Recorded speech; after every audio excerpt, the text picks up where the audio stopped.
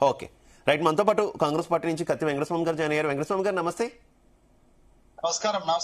Yeah Venkataswamy గారు, ఏంటి assembly సమావేశాల్లో విపక్షాలు అయితే అస్త్రాలని సిద్ధం చేసుకున్నటువంటి పరిస్థితి, మీరు ఏ రకంగా కౌంటర్ చేయబోతున్నారు?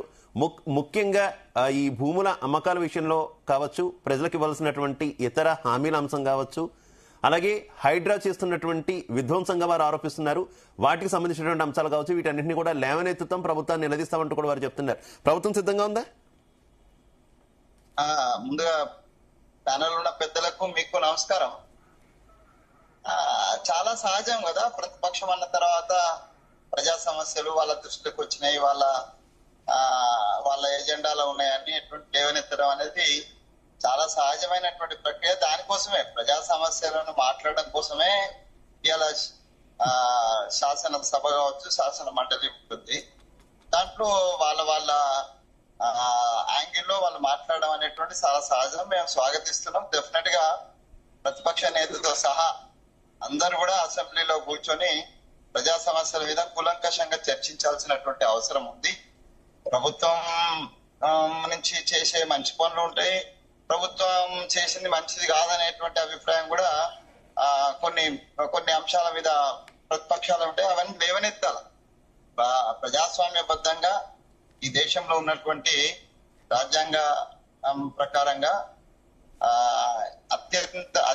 అత్యంత ఉన్నతమైనటువంటి ప్రజాస్వామిక వేదిక అసెంబ్లీ. ఆ అసెంబ్లీలో చర్చ జరగడం అనేటువంటిది చాలా సహజ ప్రక్రియ. దాన్ని మేము స్వాగతిస్తున్నాం. మేము అన్నిటికీ సమాధానం చెప్తాము. అన్ని సూచనలు వాళ్ళు ఒకవేళ కేవలము ఆరోపణలే పరిమితమైతే ఆరోపణలకు సమాధానం చెప్తాం.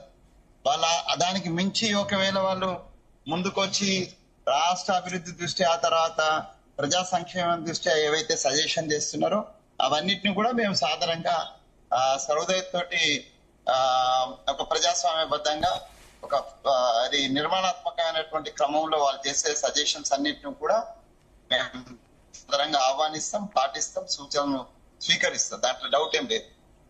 ఆరోపణలే ఆశ్రయాలుగా కేవలము ప్రతిపక్షం అంటే ప్రభుత్వాన్ని విమర్శించేటువంటి ఒక వేదికగానే వాళ్ళు చూస్తే దానికి ఎట్లా సమాధానం చెప్పాలో దానికి కూడా మా మంత్రివర్గ సహచరులు కావచ్చు, లేకపోతే మా ఎమ్మెల్యేలు కావచ్చు, ముఖ్యమంత్రి గారు. అసలు ప్రజా సమస్యల విషయంలో డైవర్షన్ పాలిటిక్స్ ఇప్పటిదాకా కూడా కాంగ్రెస్ పార్టీ అనుసరిస్తుంది అనేది విపక్షాల విమర్శ. ఏంటి అసెంబ్లీలో కూడా డైవర్ట్ చేస్తూనే పోతారా?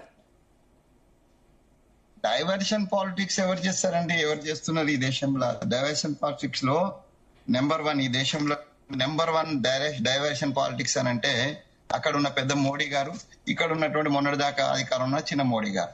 డైవర్షన్ పాలిటిక్స్ వాళ్ళు పెట్టింది పేరు. అటు మోడీ గారు కావచ్చు, ఇటు కేసీఆర్ గారు కావచ్చు. సో డైవర్షన్ పాలిటిక్స్ మా మీద రుద్దడం ఎందుకు? వాళ్ళు చేసినటువంటిదే, వాళ్ళు చెప్పినటువంటిదే, వాళ్ళు తీసుకొచ్చినటువంటి అనేక అంశాలే. సరే, ఇలా పాలిటిక్స్ అసెంబ్లీలో డైవర్షన్ చేసేది ఏముంటది?